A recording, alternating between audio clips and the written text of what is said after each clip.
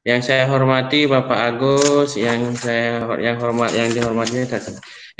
hormati juga Mas Ahmad Arif Nizamani yang hari ini akan melanjutkan sidang lanjutan dikarenakan kemarin ada gangguan teknis. Mudah-mudahan hari ini tidak ada gangguan teknis lagi sidang kali ini. Ini karena sidang lanjutan kemarin sampai ke mungkin langsung saja ya Pak Agus ya lanjutan kemarin dari Pak kemarin kan terputus sampai Pak Agus melakukan tanya jawab. Gitu ya Pak Agus ya. Pak Agus, termut. Bagus.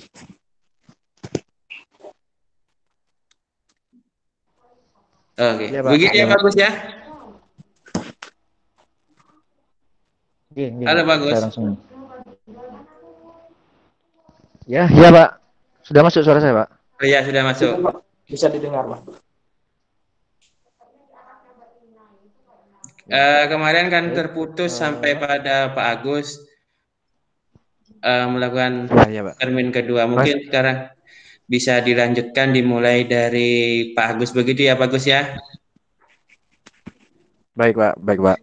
Ya, monggo waktu dan tempat kepada Pak Agus Nur Hidayat, Eskepnas M Terkep. Dipersilahkan.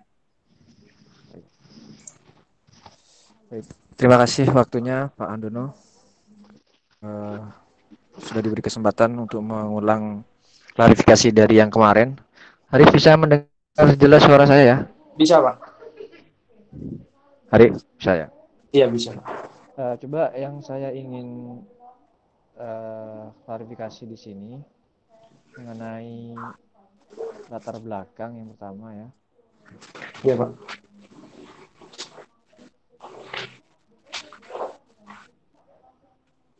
Sebentar. Dari hasil studi pendahuluan di Pondok Pesantren Raudatul Talibin. Mohon maaf Pak, suaranya kurang jelas Pak. Iya. Dari hasil studi pendahuluan di Pondok Pesantren Raudatul Talibin Kelurahan Kademangan Kota Probolinggo ada sekitar 58 santri ya. Iya Pak. Iya, betul ya. 58 santri dari 11 santri berjumlah 368 yang mengalami penyakit skabies tersebut. Ya kan?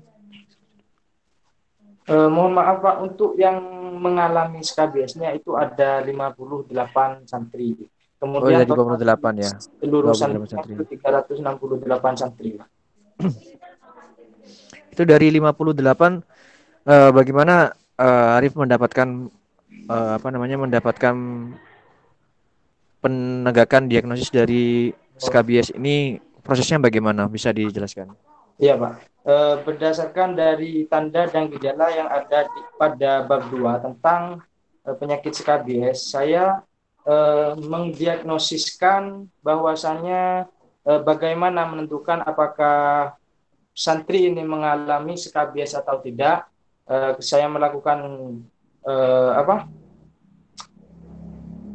pemeriksaan fisik terhadap santri tersebut, kemudian juga menanyakan, mengobservasi lah istilahnya kepada semua santri. Saya masuk tiap kamar untuk melakukan data awalnya itu Pak. Yang pertama di sini saya menanyakan apakah sering mengalami gatal pada malam hari. Nah, untuk santri yang menderita skabies ini semuanya dari 58 santri semuanya menjawab ya sangat sering mengalami gatal pada malam hari.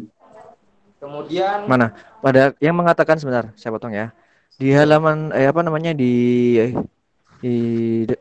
bab 2 itu yang mengatakan penegakan diagnosis atau merasakan gatal itu di halaman berapa, Arif? Halaman 11, Pak. Halaman 11 ya, sebentar.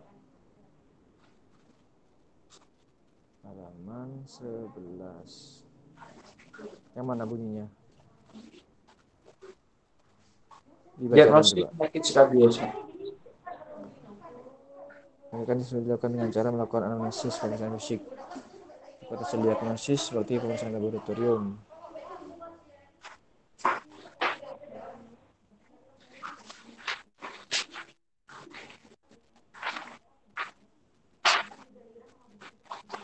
Mana statement yang mengatakan adanya gatal yang kamu sampaikan tadi yang mana, Arif? Ini Pak. Diagnosis yang nomor Pruritus 1 Pak. nocturna ya? Iya, gatal pada Oh, iya, iya. malam hari. Oke. Jadi sudah dilakukan sesuai dengan konsep bab 2 ya. Iya. Semua diagnosis kamu lakukan pada saat studi pendahuluan. Iya Pak, pada saat studi pendahuluan untuk menentukan apakah santri ini mengalami skabies atau tidak. Kan bisa dilihat dari tanda dan gejalanya Pak.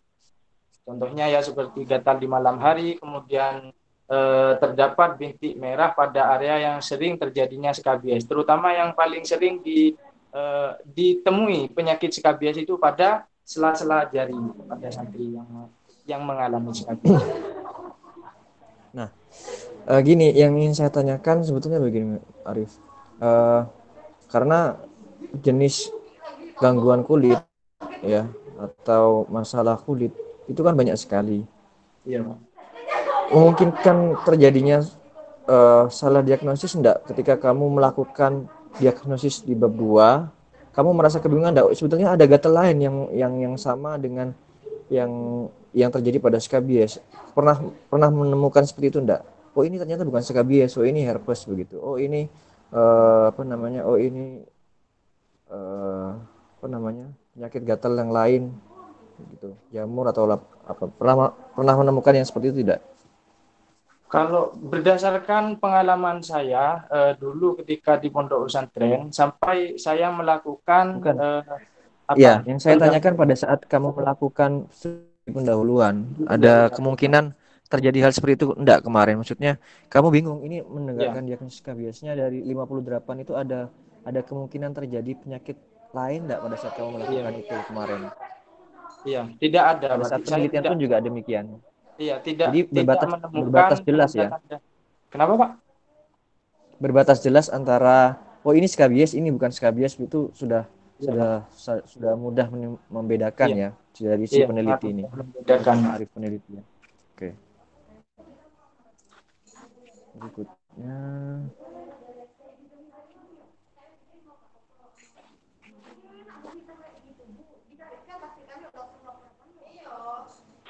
Nah, kemarin sempat terputus mengenai pertanyaan saya, bagaimana sebelum kamu melakukan penelitian, pondok pesantren ini menangani pasien yang pesantrennya yang mengalami skabies, Arif? Iya, Pak. Ini apa? Termasuk juga masukan dari Bu Taurina kemarin bahwasanya cara menangani penyakit skabies di latar belakang saya itu menggunakan melakukan penyuluhan kesehatan terhadap santri dan juga berkolaborasi dengan pihak pengurus pesantren untuk menangani penyakit skabies di sini.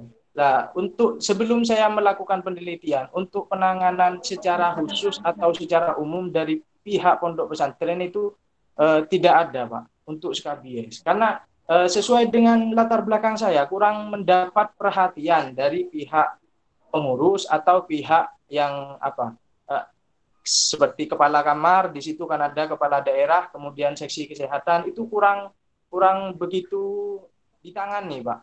Kalau masalah skabies. Soalnya di pondok pesantren itu sendiri persepsinya santri itu penyakit skabies itu sudah dianggap biasa. Karena ada persepsi demikian. Kalau masih belum terkena skabies atau istilahnya mohon maaf Madura telgetel itu masih belum dikatakan kerasan atau ilmunya masuk di pondok pesantren. Jadi memang skabies itu sudah dianggap biasa sudah dari pihak pesantren atau pihak santri-santri yang lain. Ya gini sebetulnya yang ingin saya arahkan. Saya ingin tahu dulu, tadi saya tanyakan kan apa yang persepsinya pondok pesantren lakukan ketika mengalami atau menemukan banyak santri yang mengalami skabies. Harapan saya ketika kamu melakukan penelitian ini ada sesuatu yang bisa kamu lakukan. Misalkan ya contohnya Arif, setelah kamu melakukan penyuluhan, kamu memberikan sebuah pamflet yang permanen yang bisa kamu letakkan di bagian-bagian penting dari lokasi lingkungan dari pesantren tersebut begitu. Kamu Iya, lakukan Pak. enggak itu kemarin? Jadi Iya, Pak. penyuluhan leaflet yang kamu lakukan enggak sia-sia begitu maksud saya. Ya. Ini saya menggunakan media leaflet. Ini ada dua manfaat, Pak. Yang pertama, leafletnya itu bisa disimpan oleh santri tersebut. Kemudian saya tempelkan leaflet saya di papan pengumuman atau di pondok pesantren itu ada papan papan berita, Pak. Seperti koran atau majalah apa itu di pesantren itu ada. Jadi sama saya itu ditempelkan di sana, Pak. Leaflet saya itu. Jadi bisa dibuat motivasi bagi santri yang membaca itu. Di situ kan saya jelaskan di leaflet saya tata cara melakukan personal hygiene itu bagaimana, kemudian tata cara melakukan sanitasi lingkungan itu bagaimana, dan tanda dan gejalanya dari skabies itu seperti apa. Di sana sudah tertera, Pak, di leaflet saya. Jadi sama saya itu ditempelkan agar santri itu dapat memahami, bukan hanya ketika penyuluhan membaca leaflet, kemudian leafletnya kena buang, sudah lupa semuanya, Pak. Tidak seperti itu, Pak. Tapi santri sambil membaca-baca, tapi bisa melihat leaflet saya dengan jelas, Pak. Bisa melihat leaflet saya lagi, Pak, di papan pengumuman pesantren. Saran saya nanti, ini kan kamu termasuk alumni pesantren situ kan ya? Iya, Pak. Saran saya nanti dibuatkan juga pamflet. Jadi bedanya leaflet sama pamflet itu, kalau leaflet biasanya kan berupa ukuran kecil. Kalau pamflet itu berupa kalau pamflet itu berupa tempelan dinding yang agak besar sehingga orang tidak harus mendekat, tetapi ketika melewati itu pernah bisa membaca dan memahami ilmu yang disampaikan sama Arif begitu ya. Itu hanya masukan sih. Bisa diterima. Ya.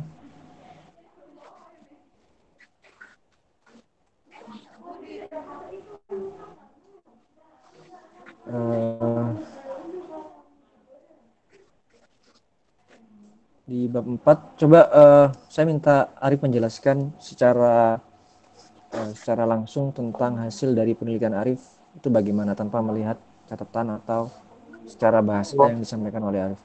Prosedur penelitian saya, Pak. Bukan, hasilnya.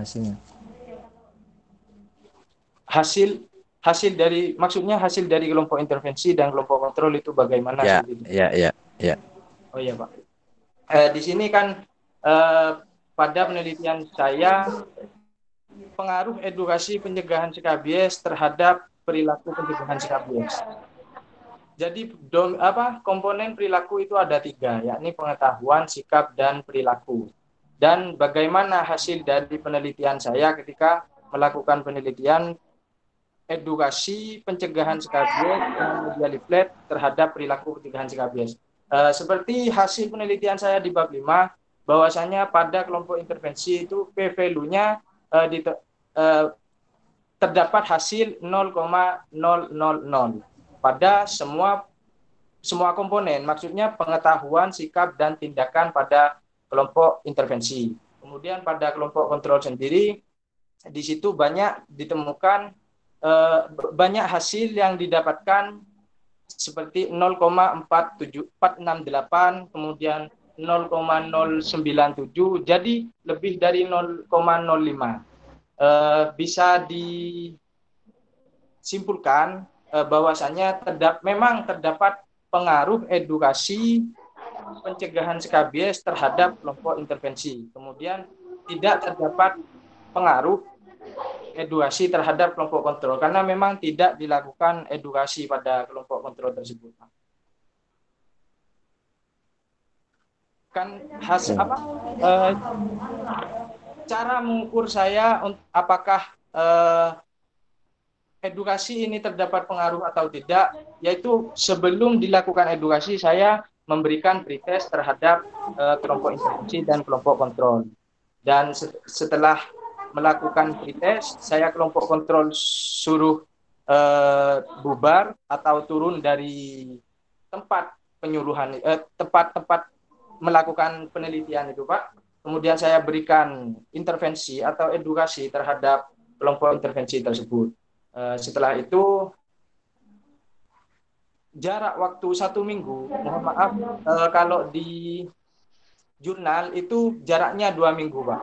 Jadi seumpama tanggal sekian dilakukan pretest, kemudian jarak 1 minggu dilakukan edukasi, kemudian jarak 2 minggu dilakukan post-test. Tapi saya menyingkat waktu, ditakutkan santri itu pada itu kondisinya dalam kondisi pandemi, Pak. Jadi saya takutnya terjadi pemulangan terhadap seluruh santri, maka saya singkat, setelah pretest saya lakukan intervensi atau edukasi. Dengan jarak 1 minggu saya kembali melakukan post-test, Pak. Dan hasilnya seperti yang tertera di bab 5, Pak. Oke. Saya rasa sudah jelas ya. Jadi dari sekian proses yang dilakukan dan hasil akhir sudah dipenuhi, dan yaitu yang jadi patokan sih menurut saya tadi, manfaat dari penelitian Anda kepada pesantren yang Anda lakukan penelitian. Harapannya itu bisa dilakukan. Saya juga melakukan kolaborasi dengan pihak pengurus, Pak, untuk lebih memperhatikan santri yang mengalami SKBS di sini, Pak, di pesantren tersebut, Pak. Oke. Baik, mungkin itu saja dari saya, Pak Andono. Saya kembalikan lagi ke Pak Andono selaku moderator. Ya, terima kasih. Mana Oke, terima kasih kepada Pak Agus. Ada beberapa yang saya konfirmasi daripada punyanya Mas Arif ini. Yang pertama, apa implikasi riset ini?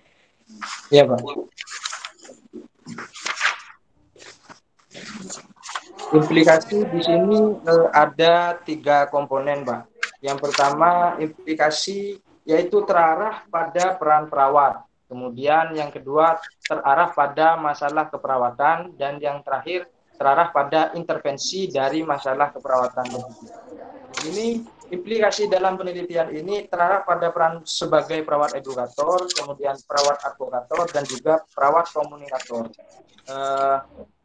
Peran perawat sebagai edukator yaitu perawat dapat memberikan informasi atau pendidikan kesehatan tentang pencegahan SKBS. Pendidikan kesehatan bisa diberikan melalui media leaflet atau media yang lain kepada santri agar dapat memahami dan memelihara kebersihan diri dan lingkungan. Jadi fungsi dari perawat edukator di situ yaitu mengedukasikan tentang bagaimana cara pencegahan SKBS, bagaimana cara melakukan personal hygiene, dan bagaimana cara melakukan sanitasi lingkungan.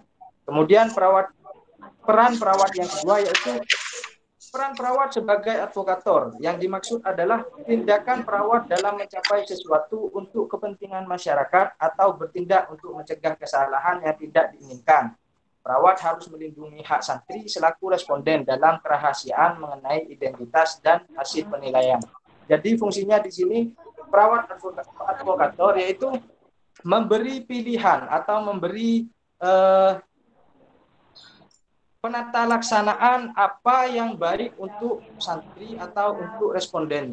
Jadi sebagai perawat advokator yaitu memberikan yang terbaik kepada santri. Tapi kita kembalikan lagi kepada santri, bagaimana santri itu memilih cara untuk menangani pencegahan SKBS, bagaimana cara untuk memelihara kebersihan diri, dan bagaimana cara untuk memelihara sanitasi lingkungan. Dan yang terakhir di sini peran perawat sebagai konsultan atau komunikator. Peran perawat sebagai tempat konsultasi dalam memberi informasi. Dukungan atau memberi ajaran tentang tujuan pelayanan keperawatan diberikan. Perawat dapat berkolaborasi dengan pengurus pesantren untuk memenuhi kebutuhan informasi santri terhadap pencegahan SKBS. Jadi perawat di sini sebagai konsultan. Jadi perawat itu bisa dijadikan tempat untuk melakukan konsultasi baik dari pihak pengurus atau pihak santri sendiri, pihak responden sendiri. Jadi pengurus itu bagaimana sekiranya santri itu menjaga kebersihannya, bagaimana? Mas Arif, contohnya seperti saya, Pak. Saya memberikan edukasi, kemudian saya juga harus siap menjadi perawat sebagai perawat konsultan. Jadi saya ini harus siap ditanyakan oleh pihak pengurus atau pihak pesantren bagaimana cara pencegahan SKBS, bagaimana cara memelihara kebersihan diri, dan bagaimana cara memelihara sanitasi lingkungan. Seperti itu, Pak. Kemudian masuk ke ranah masalah keperawatan. Untuk masalah keperawatan sendiri yang sering muncul pada santri yaitu pertama gangguan rasa nyaman, yaitu perasaan lega dan sempurna dalam dimensi fisik, psikospiritual, lingkungan, dan sosial yang disebabkan oleh gejala penyakit yang ditandai dengan perasaan gatal. Jadi saya melihat dari standar diagnosis keperawatan, saya melihat selain saya melihat masalah keperawatan yang ada, saya juga melihat bagaimana diagnosisnya masalah keperawatan yang sering terjadi pada responden yang mengalami SKBS. Dan di sini saya menemukan gangguan rasa nyaman itu, Pak. Contohnya seperti sering merasa gatal dan lain-lain, Pak. Kemudian yang kedua, yaitu gangguan integritas kulit juga sering terjadi pada santri. Gangguan integritas kulit adalah kerusakan kulit. Mas, ya sudah saya baca itu bahwa di risetnya itu ada 3 perilaku, itu ada 3 komponen besar, yaitu pengetahuan, sikap, sama tindakan ya. Iya, Pak. Oke. Dari 3 komponen ini mana yang lebih mempengaruhi daripada perilaku? Yang lebih mempengaruhi terhadap perilaku santri, saya kira pengetahuan yang lebih mempengaruhi pada dasar dari bilang Mas Arif bilang pengetahuan itu apa? Iya, Pak, melihat dari hasil nilai hasil nilai uji soal, saya di sini melihat bahwasanya di lampiran, Pak. Lampiran 8, Pak. Lampiran 8. Tadi ya. Tindakan.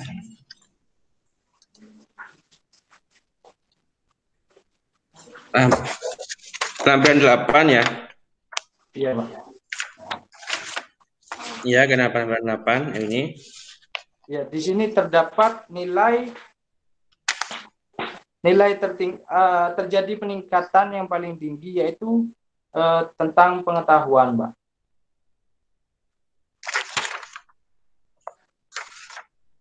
Pengetahuannya apa? Pengetahuan personal hygiene untuk sanitasi lingkungannya di sini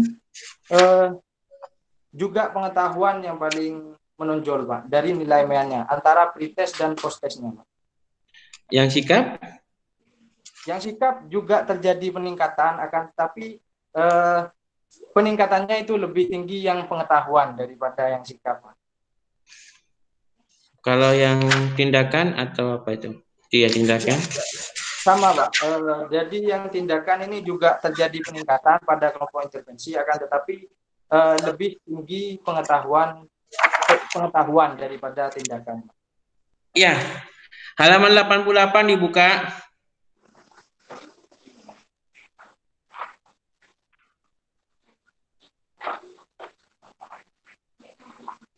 Ya, Pak. Sudah, Pak. Ketiga dari atas, 1, 2, 3, 4, 4, 4. Pengetahuan santri sudah. Ya, Pak. Yang paling menonjol dah. Iya, Pak. Pengetahuan santri yang paling menonjol. Apakah ada itu paling menonjol bahasa baku itu? Mirip novel ini. Iya, Pak. Mohon maaf, Pak, akan saya revisi ulang, Pak, untuk tatanan bahasanya, Pak. Jadi di sini banyak maksudnya, ini menonjol ini. Ya, Pak. Yang menonjol banyak ini. Coba kamu kalau punya filenya di search menonjol, mungkin lebih dari 10 ini menonjol. Baik, Pak, akan saya revisi, Pak. Oke. Gitu dari saya. Mungkin dari Pak Agus ada tambahan?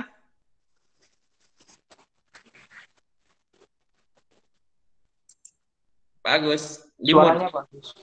Moodnya bagus. Iya. Saya rasa sudah cukup Pak dari saya. Soalnya kemarin pas ada trouble niku, Arif langsung menghadap saya dan revisian kemarin sudah kami bahas. Oke. Kalau begitu Paham? kita ada lagi Pak Agus yang disampaikan kalau sebelum ditutup? Sudah cukup Pak. Dari saya cukup. Pas revisian nanti. Demikian apa namanya sidang skripsi atas nama Ahmad Arif Rizamani dan sidang skripsi lanjutan dengan judul pengaruh edukasi pencegahan skabies dengan media leaflet bahasa Madura terhadap perilaku pencegahan skabies di Pondok Pesantren Raudatul Tholibin Kelurahan Kademangan Kecamatan Kademangan Kota Probolinggo. Hasil diskusi dengan 3 penguji kemarin, sidang skripsi dari Mas Arif ini harus apa namanya dinyatakan lulus dengan syarat. Adapun syarat yang harus dilaksanakan oleh Mas Arif ini adalah yang pertama untuk memperbaiki hasil revisian atau hasil masukan-masukan daripada 3 penguji dalam jangka waktu kurang lebih seminggu ini. Baik, Pak. Oke, silakan nanti mungkin hard copy-nya bisa diambil kepada masing-masing penguji untuk melihat apa saja masukan-masukan daripada penguji. Saya kira itu. Ada lagi yang mau disampaikan, Mas Arif? Ya, terkait gangguan yang kemarin, mohon maaf Pak, itu salah teknis bukan dari saya pribadi, tapi memang ada gangguan pemadaman Pak di rumah Pak. Jadi saya untuk sidang yang sekarang saya usahakan semaksimal mungkin Pak. Saya sidang di kota, apabila terjadi pemadaman lagi Pak. Mohon maaf Pak. Ya, saya kira itu saja dari sidang kali ini. Terima kasih kepada Pak Agus. Saya kita akhiri. Wabillahi taufiq wal hidayah. Wassalamualaikum warahmatullahi wabarakatuh. Waalaikumsalam warahmatullahi wabarakatuh.